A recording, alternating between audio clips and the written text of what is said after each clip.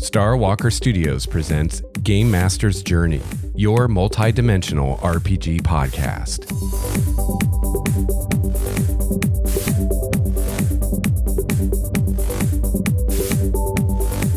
One of the best parts of being a game master is creating your own world. The 5th edition of D&D has inspired me to finally take the plunge. Today, I set off again on the Obsidian Monolith to discuss my new D&D world. I'll share some more high-concept ideas and thoughts with you, including a new approach to the deities. So join me on the journey. Together, we can become game masters truly worthy of the title.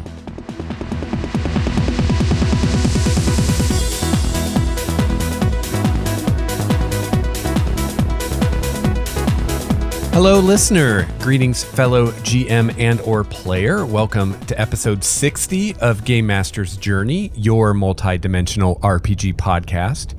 I'm your host, Lex Starwalker, and I'm transmitting to you today from the Obsidian Monolith, somewhere outside time and space. So this is the 6th of my world building episodes. In the last episode, or the 5th world building episode, I talked about how after taking a bit of a break from my D&D world and coming back to it, I decided to make some major changes to just some of the high concept ideas.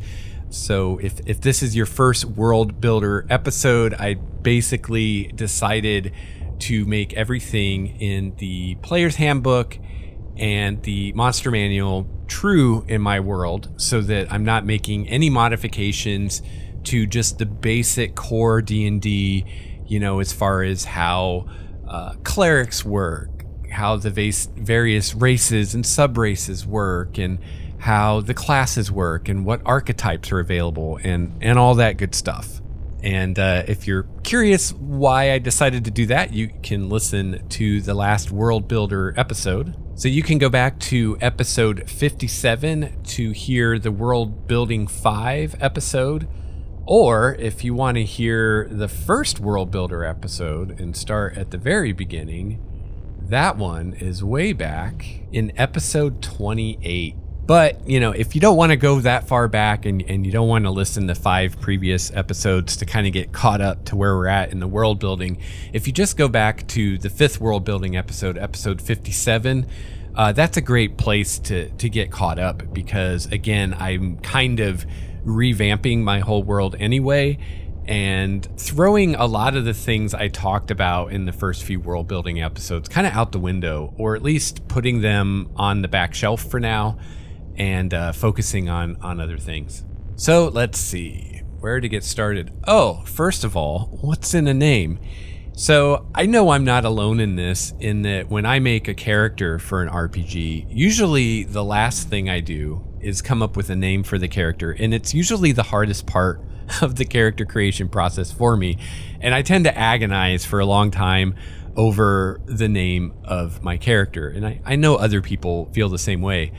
And I kind of have that with everything. Naming things is difficult, and names are very important, right? So I was originally not really worried about coming up with a name for my world. I wasn't even going to really worry about it or think about it too much, because I figured it's not really that important. What's important is having the actual world, and once all my world building's done and I'm playing games in it and stuff, then I can worry about what I'm going to call it. And also then I'm kind of putting off trying to come up with a name, which is always difficult for me. But as I was talking about the world with my players and talking about it with you on the podcast, it quickly became evident to me that I really needed some name for my world to refer to it by, just because it needs something to identify it, right? When I'm talking about it, it just makes the conversation a lot easier and a lot less awkward if I can have a simple name to refer to this world I'm creating, so we all know what we're talking about all the time. And so I originally thought, well, I'll just come up with something temporary, right? I'll just come up with a placeholder name so I have something I can call it, and I'll tell everybody, this is just temporary, so if it's lame, that's okay, because I'll come up with something better later. So I started thinking about, what could I call my world? And, of course, one of the first things I thought of was just making up some weird word that's just some mashup of syllables to make a weird fantasy word. But I actually kind of hate that. I'm very quick to do it myself because I have read a lot of fantasy and epic fantasy, and you know, that's kind of what's done, and so it's kind of baked into my brain. But I really hate, you know, when I'm reading a book or something and I got to figure out what this person's name is and how it's pronounced and everything, right? And one of the worst culprits of this is the Forgotten Realms. I've been running the Tyranny of Dragons campaign, and so many of the NPC names are just so ridiculous. I mean, they're just ridiculous. They're just stupid sounding, to the point that anytime I mention them during the game session, like, everybody starts laughing. Like, it actually derails the game because these names are so stupid. And then a lot of them are just like this crazy mashup of syllables. They're really long, multi-syllabic words that are, you know, you have to try to figure out how to pronounce them. And they're not spelled in a way to make them easily pronounceable, right? And that's one of my pet peeves with fantasy names and, you know, fantasy words, is instead of like coming up with this cool name for someone and then spelling it in the way that makes it the easiest to guess the proper pronunciation, right? And the easiest to read. No, that's not what fantasy authors do. They actually do the opposite. And they try to come up with the most fucked up spelling for the thing that they can, using all kinds of letters and apostrophes that they don't need to try to make it seem more otherworldly or whatever, right? It's just kind of cheap, and it just makes it hard to read and to know how the hell to say this thing, right? So I think that's kind of the old way of doing things, and I think we see more in more modern fantasy moving away from that and having spellings of names that are more easily recognizable, right? So anyway, I decided not to do that. I'm like, you know, I want, when people see the name of my world, I want them to immediately know how to say it and not have to wonder. And I don't have 5 different pronunciations of my world out there. So I started thinking, you know, what could I call it? And I rejected just making up some fanciful name that doesn't mean anything. And I thought, well, I would like the name of the world to have some meaning to it, right? I would like the name to give you an impression already of what this world might be like, right? So I started thinking about, well, what are the big identifiers of my world? What are the big things that make it unique or different from maybe other worlds? Or what's kind of the, you know, if my world were an essay, what's the thesis statement of my world, right? And I was like, well, you know, has really powerful magic, it's really old, it's this planar nexus, you know, and so I was thinking, oh, maybe I could go with the nexus and call it like Nexia or something. But again, that's kind of, I mean, that'd be easy to spell and pronounce and everything, but it's kind of into that, let's make up words and fantasy thing. And I thought, you know, really the root of all of this is the fact that my world is so old. You know, that's why the magic is so powerful. That's why it is a planar nexus. That's why a lot of the things are the way they are, because this world is so old. And yes, that's a very tired cliche in fantasy. Every fantasy world is old. If you know of a fantasy setting that the world isn't old, let me know. I'd actually love to hear about it, because everyone I've ever encountered, they're all old. It's just such a cliche. But it's also, I mean, that's part of D&D, right? And I want my world to be a vanilla D&D world. I don't want there to have to be this barrier to entry or learning curve when you're dealing with my world. It's like, okay, anything I know from the player's handbook or whatever, is true in this world. So I have this foundation of knowledge already. So yeah, it's a cliche, but it's kind of the thesis of my world is that it's old. So I wanted a name that would convey that. And I wanted not just like old, but kind of like prehistoric old, like beginning of the galaxy old, right? And so I'm thinking, well, it's a very, like, I thought the word primordial conveys that, right? Primordial is like that kind of like crazy old, like from the beginning, right? Primordial. And so I just dropped the L off the word primordial and decided to call my world Primordia. And I love this because, first of all, well, okay, Primordia isn't a word, but primordial is, right? And so if you're familiar with the word primordial and you see Primordia, you're going to be like, oh, it's like primordial without the L. And you instantly know how to say it, right? Easy peasy. It's easy to spell, easy to say.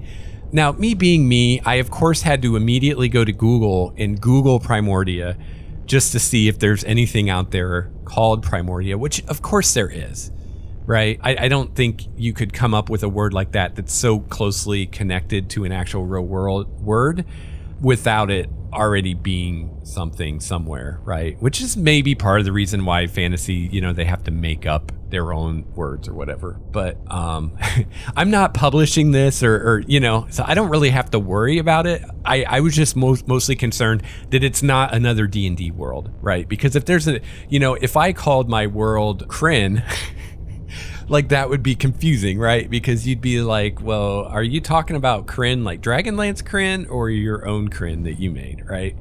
So I was mainly concerned that it's not already associated with a D&D world or even another fantasy setting, right? Like, I don't know, from, like Dragon Age, I'm not even sure what the setting for Dragon Age is called, but, something like that. So I looked, and Primordia is a thing. It's a video game. It looks like it's a PC video game on Steam, but that's it. That's the only thing I could find that was called Primordia. It was this video game, which I'd never heard of, which I guess doesn't really mean much. I don't really pay much attention to PC video games anymore, but I'm okay with that because I looked a little bit into the video game, and it really has nothing to do with, what my world, like it's a totally different thing. It's not like people are going to see my world and think that I'm using that video game's world, right?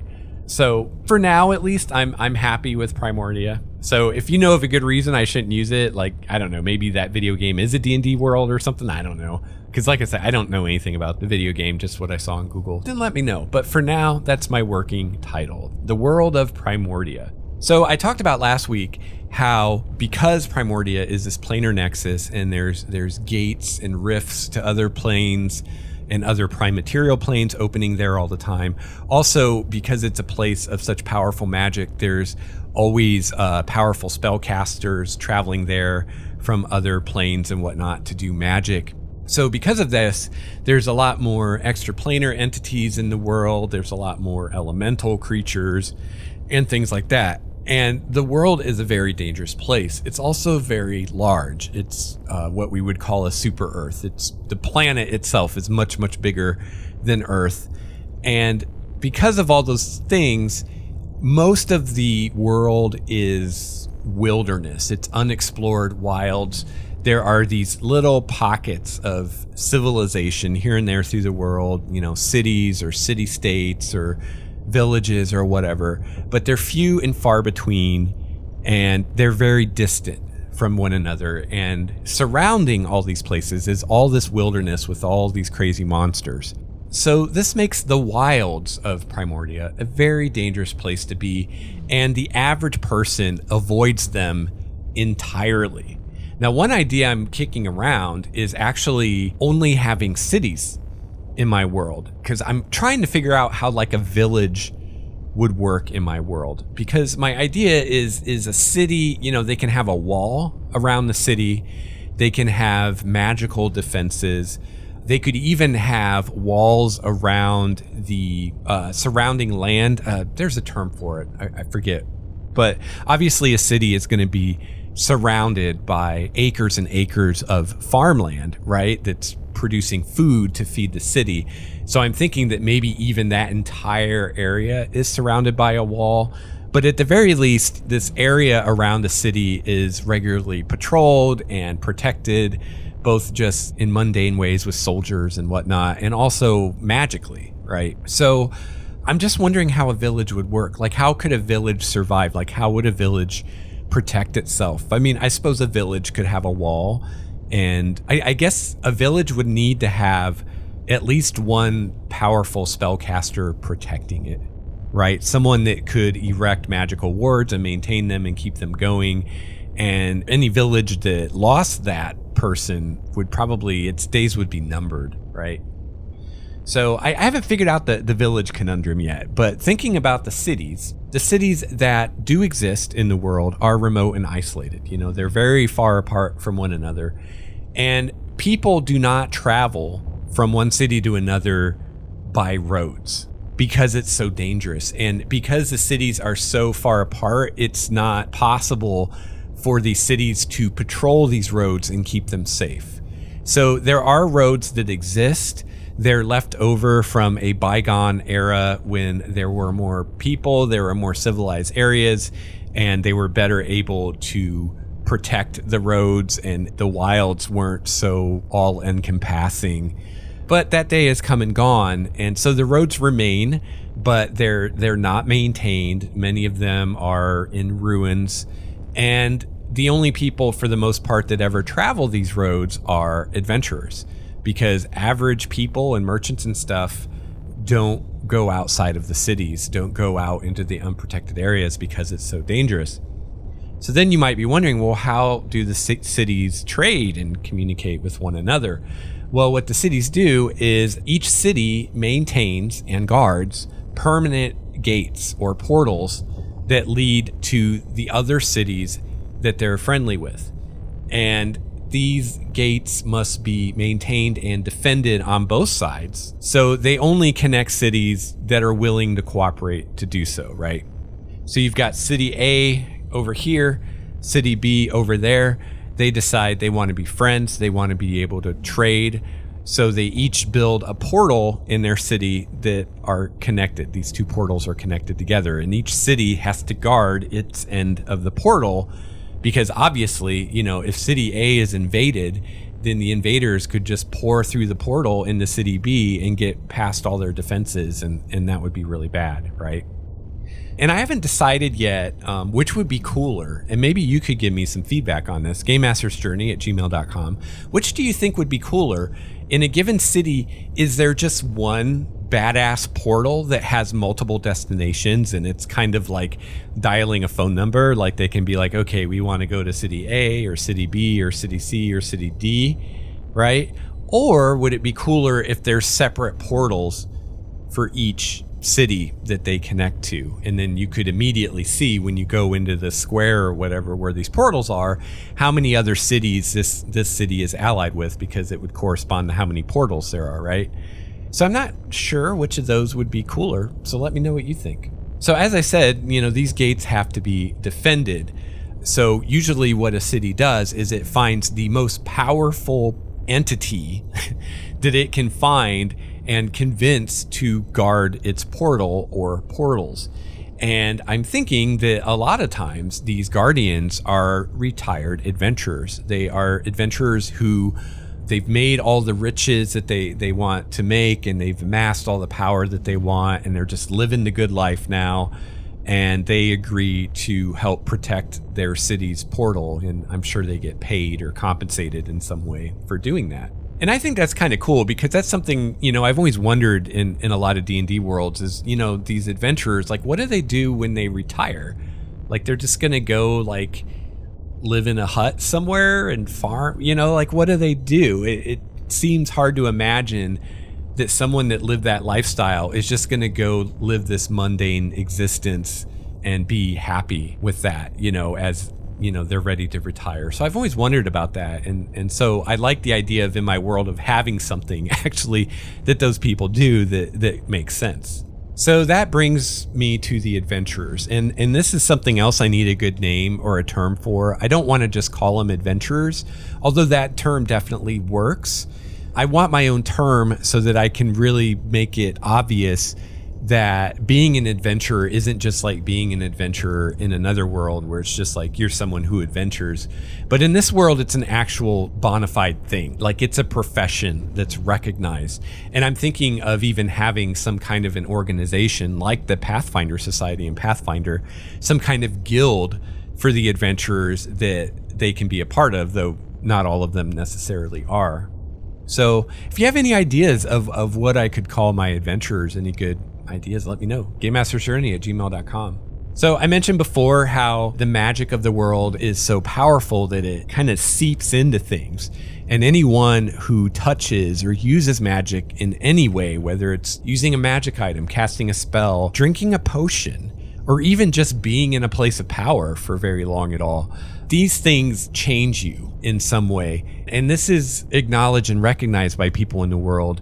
And because of this, adventurers are seen as sort of outsiders or different from normal people. And a lot of times normal people will kind of keep them at arm's length because they're a little afraid of them. So you might wonder, in a world that's as dangerous as this, where most people never leave the city or the village, wherever they live that's protected, why someone would ever become an adventurer and why they would take such risks to actually go out in the wilds. And the reason is because there's a lot of money to be made. There's a lot of power to be grabbed. And if you are someone who can be an adventurer and can live by your wits, out in the wilds and survive, you are destined to become one of the most powerful and influential people in the world. It's kind of like being a rock star in my world, or a movie star or something, right? So there is a strong drive for people with the courage and the ability to go out and explore. And the way that you gain this power and these riches is from ruins and remains from all the civilizations from the past, many of whom were much more advanced magically than the civilizations of the current age. And again, that's where, your really powerful magic items like a staff of the Magi and your artifacts come from, right? Is from these previous ages. And you find these things in ruins and treasure hoards and things like that. And then there might also be an altruistic reason for some adventurers because, someone has to protect the good folk of the world from all these horrors that lurk out in the wilderness. And, so you might have a city and it's behind a wall and it's protected by magical wards, but maybe a clan of dragons moves into the area and they're constantly attacking the city and causing problems, right? And, just holding up in the city isn't going to make them go away, right? So you need someone to go out and deal with these dragons, that kind of thing. And then another motivation to adventure is just for exploration, just to see things that no one has seen in thousands of years. I would probably do it for that reason, personally. So another thing I thought I would talk about is the sky and the solar system of Primordia. So I myself probably have already figured this out. I'm very much into astronomy and astrophysics and stuff like that. I just really dig that kind of stuff. And even though this is fantasy, I want to pull that stuff in. So if you look at Earth, and if you went back in time to the days of ancient Rome or ancient Greece, or even before that, to the ancient civilizations, and you look at how someone in one of those civilizations would look at the world and the universe, I think there would be a lot of similarities to what we see in, your standard D&D or fantasy setting, right? And of course, fast forward to the current day, and we know there's no such thing as gods, there's no such thing as fairies, there's no such thing as demons, right? And we know that those lights in the sky are actually suns, just like our sun. They're really, really far away. And we know about the planets and the moons in our solar systems and whatnot. But way back when, people didn't know all that, right? They didn't have science to learn these things. They just, used their mythology and their imaginations to explain what they were seeing around them, right? So, that green light in the sky wasn't a nearby planet. That was a goddess. That was a deity. That was Venus, right? And because of that, you look at the names of our planets today in our own solar system, and they're all named after Roman gods because that's, what they were called. And so we just kept calling them that, right? So I kind of want to use that in my world. And I also, I talked in one of the previous world building episodes, or maybe a couple of them, I talked quite a bit at length about, what I wanted to do with my pantheon and how I don't want all these different pantheons like we have in Forgotten Realms, where it's just this mess of dozens and dozens of gods and nobody knows them all. And it's just a mess. I would much rather have a tighter pantheon like what we saw in like Homeric times with the ancient Greek pantheon, where like everybody knew who Ares was, everybody knew who Zeus was, everybody knew who Hermes was. You know what I mean? It wasn't like, oh, well, these people in this village have this pantheon and these people in this village had that. Now, I do realize that obviously different peoples had different pantheons, right? You had the Indo-European pantheon, you had the Greek pantheon, the Roman pantheon, et cetera, et cetera. And there's a lot of overlap and cultural transmission among those. But my point is within the Homeric culture, they didn't acknowledge those other gods, right? There were only the gods and that was it. And any other gods were quote unquote false gods, right? So I wanted to have a more concise pantheon. I wanted, my players to actually be able to know who most, if not all of the gods are, and be able to associate characteristics and personality traits with them instead of just being bombarded and overwhelmed by all these deities like you have in Forgotten Realms.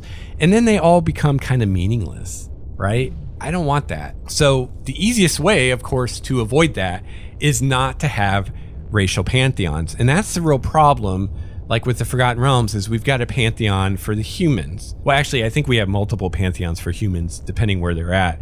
We've got pantheons for the elves, pantheons for the dark elves, pantheons for the dwarves, pantheon for the evil dwarves, pantheon for the gnomes, and et cetera, et cetera, et cetera. And it just gets ridiculous, right? So what I was originally doing in kind of version 1 of my world, what is now called Primordia, is I kind of started going the right direction, but I didn't go far enough. So I said, okay, I'm going to have human gods, I'm going to have dwarven gods, I'm going to have elven gods, and I'm going to have a couple dragon gods. And that's it. No other gods for other races. And a lot of those gods are actually the same gods.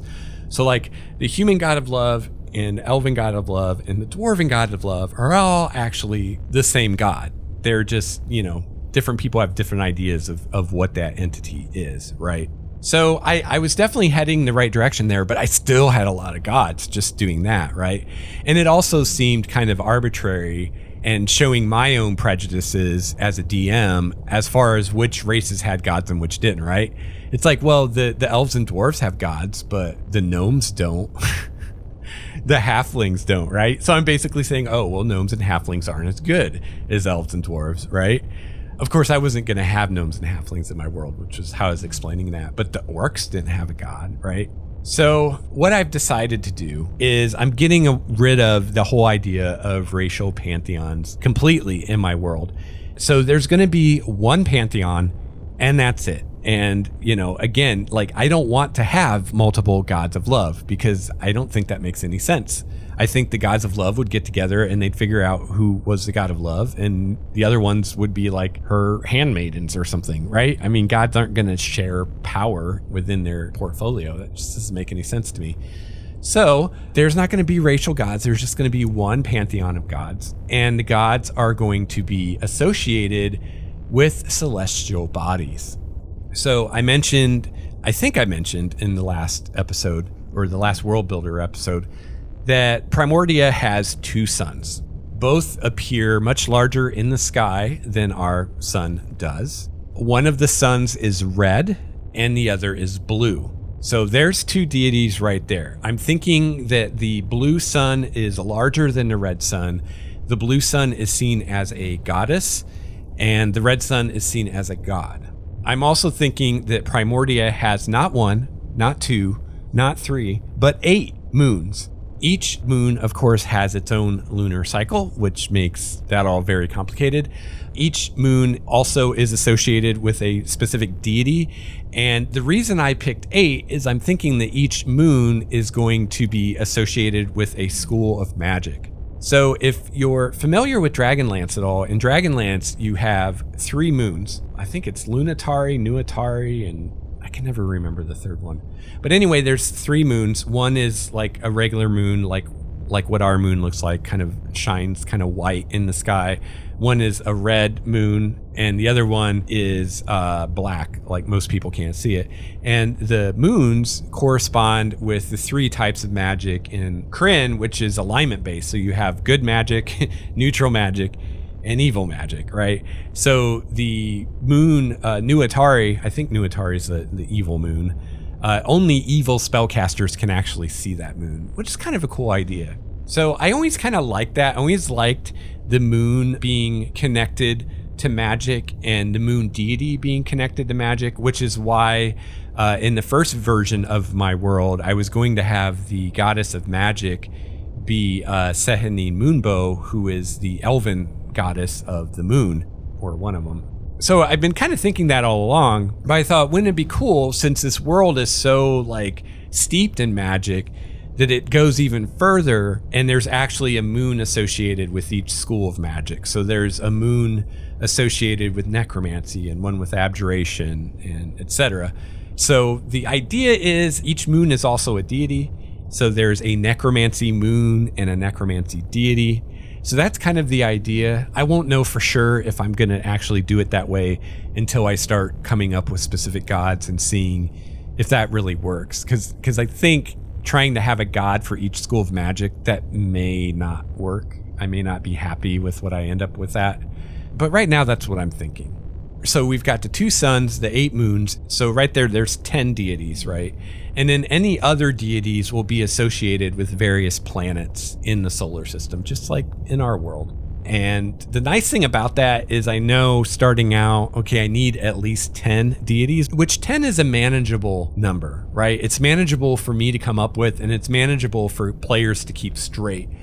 But I can always add more and associate them with planets. And, just like in our world, like all the planets weren't discovered at once, right? People didn't know about all the planets forever. They were gradually discovered. So I could even during play say, oh, there's a new planet and a new god now, right? And that could either be something that just happened, or it's just something that the player characters didn't know about before, or it's something that has always been there and I'm retconning it, right? Which at this point, I want to give a shout out and a thank you to DM Nell, who is one of the people that, wanted to hear more about world building. And he's also one of the people that wanted to hear about my Star Wars campaign.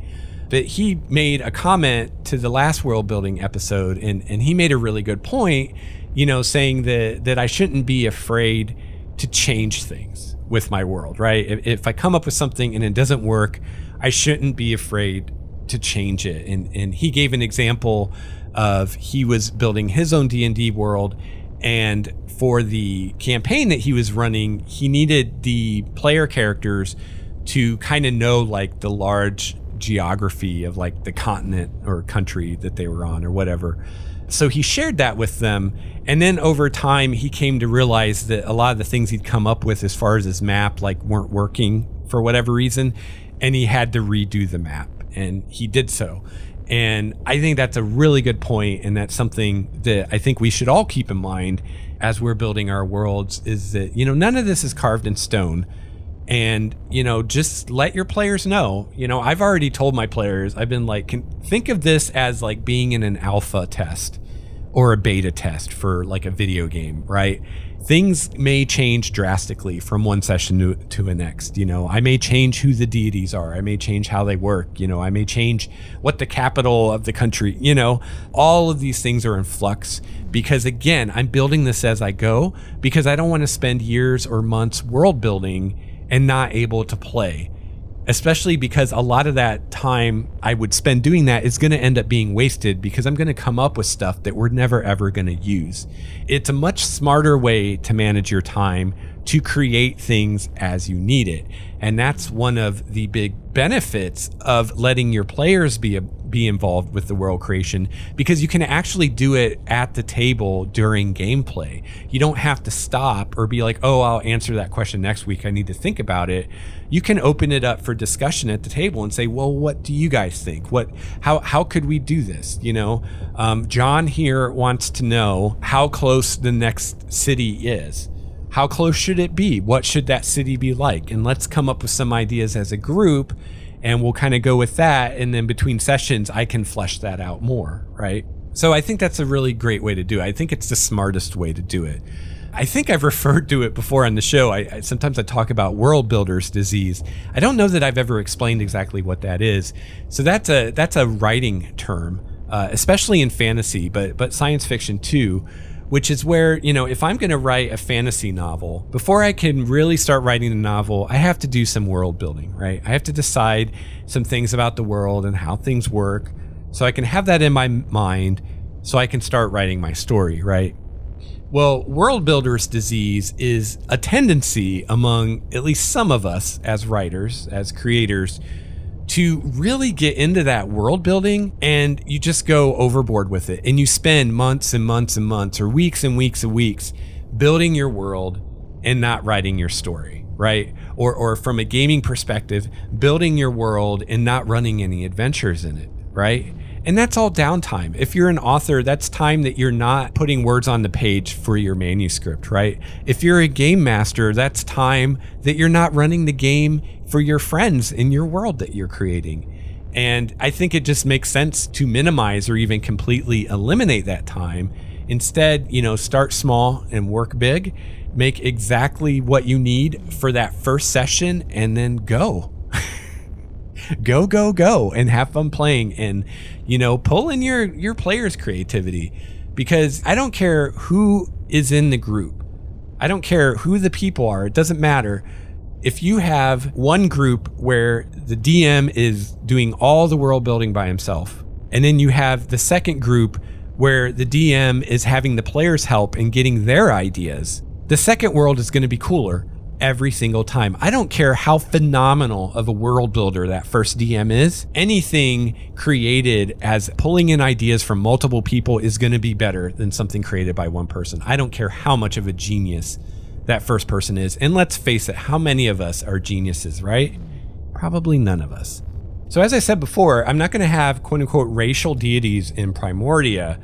But the way I'm going to do my gods, and this is similar to some of the ideas I was using before with the gods, is imagine a scene here where we have an actual deity in a room, like in its form or its avatar or whatever. And you have a human, an elf, and a dwarf, like adventuring party, interacting with this deity, right? Each of these characters, when they look at this deity, would see something different. Each character would first of all see the deity as an ideal representative of their own race, okay?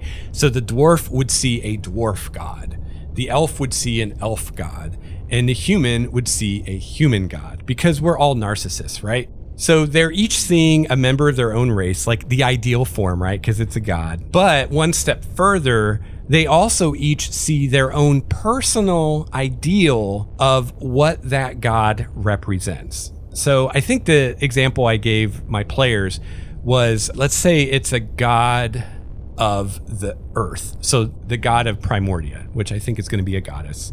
Mother Primordia, right? So Primordia itself, the planet itself, there's a god associated with that, which is like the earth goddess, right? Or Primordia goddess. What we would call an earth goddess, because we live on earth. So let's say this is Primordia. They're all looking at Primordia, the goddess, right? So maybe the dwarf sees Primordia as a beautiful dwarven woman with perfect features. Her eyes burn with the heat of the molten core. She's got like gemstones for hair, and her skin looks like it's obsidian or something like that, right? So not only does he see her as a dwarf, but he sees her as his own personal idea of what the dwarf goddess of Primordia would look like, or the goddess of the world, right? Maybe the elf sees Primordia as a beautiful elf maiden with flowers in her hair and vines around her limbs and animals frolicking at her feet, right? So they are seeing more of like a forest goddess. And the human sees something completely different, right? So not only will the human, the dwarf, and the elf not agree on what race this god is or what this god looks like, but if you had two dwarfs looking at this god, they would not agree, because they would each have their own slightly different idea of what Primordia should look like. And the god only looks like what the viewer expects it to look like. So I think this will be kind of fun. So in a world where the gods actually exist, they're real things, and you can at least theoretically, physically interact with them, we can still have religious debates and religious wars and all the great things, sarcasm, that religion brings into our lives, because they still can't agree on anything because they're all seeing something different, right? And the one last thing about the gods I'll say today is I'm thinking right now that there may not be one particular god of magic, and instead that all the gods are associated with magic in some way, because magic is so much a part of the world. So I'm thinking that every god will be associated with magic, but they'll be associated with different types of magic, right? So already we have the 8 lunar gods, the 8 moon gods that are associated with the schools of magic. But there's other ways of viewing magic too, right? So there might be one god that's associated with protective magic, and one god that's associated with fire magic and stuff like that. So again, I won't know for sure if I'm going to do that or how that will work until I start actually ironing out specific gods. And I could do that. I could start just banging out gods, and I might do that at some point. But for right now, I might come up with 1 or 2 kind of main ones that everybody recognizes or that a lot of people worship, like probably like an agriculture deity would be a pretty big one, deity of the hunt maybe some kind of protective or home and hearth kind of deity. And you know, those are all cultural things. So I have to think about where we're starting the culture and what would be the deities that would be most important to them, and maybe come up with those. But I'm not in a big hurry to come up with like the entire pantheon, because again, I want to bring player input into this as much as possible. And it's a lot easier to do that if I don't already have preconceptions of what all the gods are. So this way, like one of my players is thinking he might want to play a storm cleric. So chances are good if he plays a storm cleric, he's going to want some kind of deity, like a Zeus type deity, right? That's associated with the storm and lightning, or Thor, right? So I would rather wait until I have a player like that that's really interested in that specific deity. And then with that player, we can kind of nail down exactly what that deity's like. So this player, his name's Nathan, you know, he might already have some ideas of what he would like his deity to be like. And maybe it comes from Thor, or maybe it comes from Zeus or something else, right? And so if he's got something he's really excited about, then I want to use that if I can, right? So, you know, again, not building more that you need. Yeah, I could come up with the whole pantheon. I could do it right now, but I don't need it. And why define or lock down anything that I don't need to? That way, all the options are open when someone wants to play that deity, right? And probably what I'll do, you know, even when I start kind of setting up deities, is I'll just come up with what I need. Again, a name of the deity, maybe some basic ideas what they might look like, or what their personality might be like, and just basic general information. But I'm not going to drill down into specifics, so that again, if I have a player that wants to worship that deity, we can work out those specifics together so it really fits the character that they want to play. And then the gods defined, or at least those aspects are, right? But they're deities, they could always change, or you just never really realized how they were all along. So there's always outs, there's always ways to make things work for you. So that's kind of where I'm at with the world right now. Still very high concept stuff. I have started working on the first adventure, and I actually did something I've never done before. This is kind of an experimental thing. I actually had a recorder going and had the mic nearby while I was building encounters, because I have had questions from people about how you build balanced encounters in 5th edition. I will probably put that out at some time. It's kind of long. I don't know if I'll put that in the regular feed, or maybe make it a patron bonus, or how exactly I'm going to do that, because it's very different from the other content of the show. It's basically you're sitting at the table with me while I'm building encounters. And I mean, I edited it. I cut out like silence and stuff, but it's still different and probably not terribly useful to someone not playing 5th edition. And I can't put it out yet because I don't want to spoil things for the players until after they've run the adventure. So I don't know. I have to decide how I'm going to do that.